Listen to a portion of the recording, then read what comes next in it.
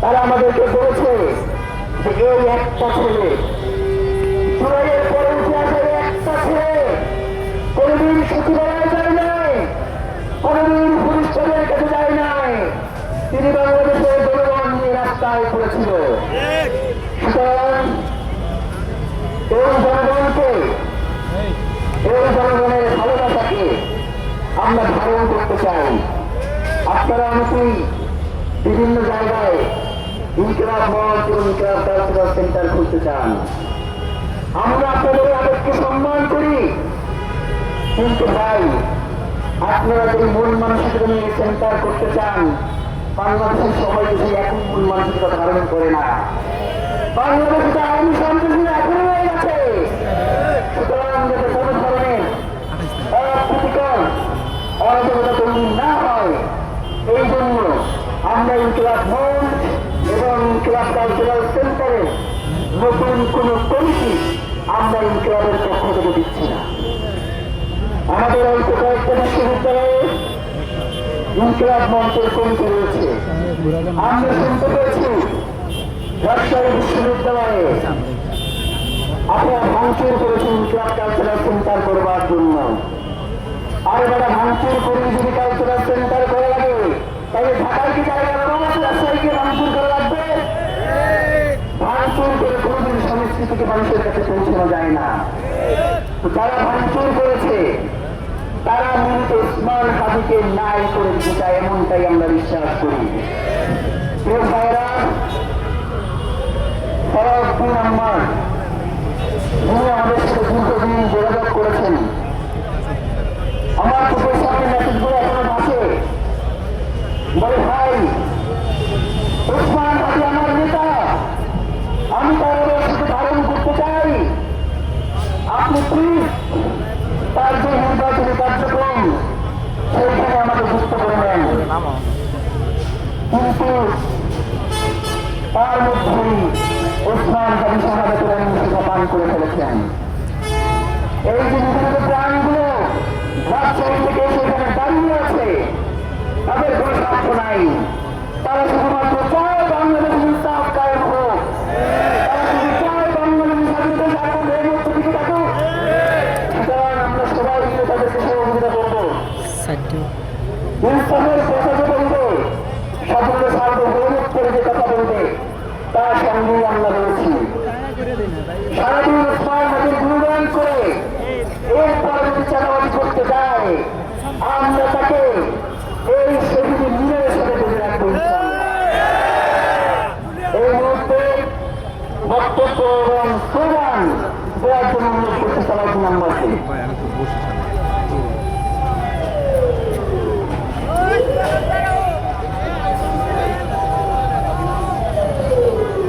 মনে বসেন, রিল্যাক্সে।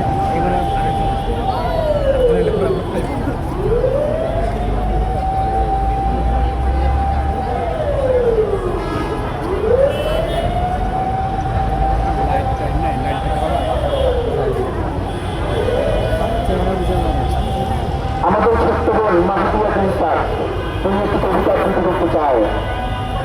মাহদিয়া জিনিসার জন্য আমরা তাকে ধন্যবাদ জানাই। এত ছোট্ট মানুষ এই রাষ্ট্রে আপনাদের সামনে একটু কবিতা শোনানোর জন্য এসেছে।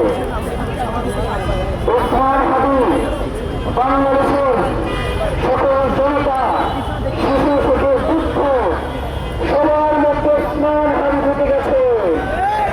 কোনোভাবেই বাংলাদেশ থেকে বিচ্ছিন্ন করা যাবে না।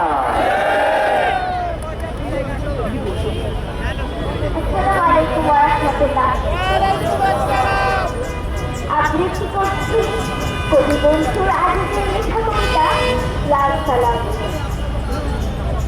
তুমি শহীদ হয়েছ বলে আমি হয়েছি অর্জুন, তুমি লাশ হয়েছ বলে তুমি বহন করছি কঠিন। কিন্তু বিশ্বাস করো বুঝলো কঠিনের কোনো ওজন নেই আমার কাছে। হৃদয়টা পাথরের মতো ভারী হয়ে আছে, তোমাকে হারাবার দেবে না। জানা যায় লোকেরা মনে করে তুমি কিন্তু বিশ্বাস করো কুকুরে, আন্দোলিত পাতার মতো আমি শুনতে পাই তোমার নিঃশ্বাসের শব্দ। মানুষেরা তোমার জানাজা করছে, কিন্তু আমি দেখছি তুমি নামাজ পড়ছো তোমার পাশে দাঁড়িয়ে। সংগ্রাম কতটুকু দীর্ঘ হলে ৩৬ জুলাই হয় তা বুঝতে পারে কেবল বন্দুকের সামনে বুক টিপিয়ে দাঁড়িয়ে থাকা যুবক। কতটুকু ভারী তা বুঝতে পারে কেবল সন্তানের কঠিন বাস্তবিকতা। প্রিয় বন্ধুরা, আজ আমার কোনো আফসোস নেই। একটি জাতির মুক্তির জন্য যে সন্তান জীবন দিতে জানে তাকে জানাই লাল সালাম। ধন্যবাদ।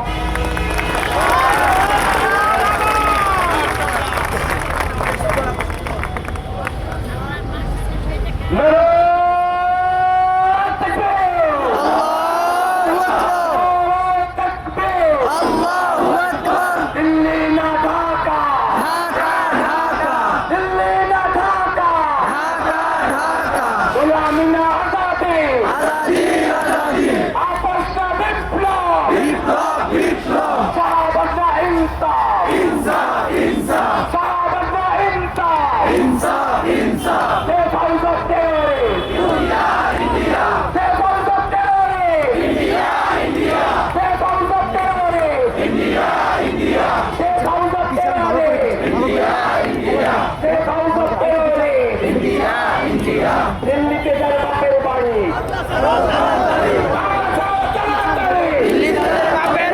দিল্লিতে যার বাপের বাড়ি, দিল্লিতে যার শ্বশুর বাড়ি, দিল্লিতে যার মামার বাড়ি, দিল্লিতে যার মামার বাড়ি।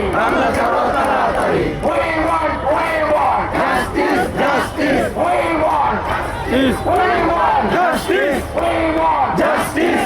We want justice. We want justice. We want justice. We want justice. We want justice. We want justice. Delhi na Dhaka. Dhaka, Dhaka. Delhi na Dhaka. Dhaka, Dhaka. Aposha Viplab. Viplab, Viplab. Gulami na Azadi. Azadi, Azadi. বুকের ভেতর অনেক ঝড়, বুক পেতেছি গুলি কর, বুক পেতেছি গুলি কর, বুকের ভিতর অনেক ঝড়, বুকের ভেতর অনেক ঝড়, বুক পেতেছি গুলি কর। নারায়ে তাকবীর, আল্লাহু আকবার। নারায়ে তাকবীর, আল্লাহু আকবার। দেখতে পারলো বাদশা।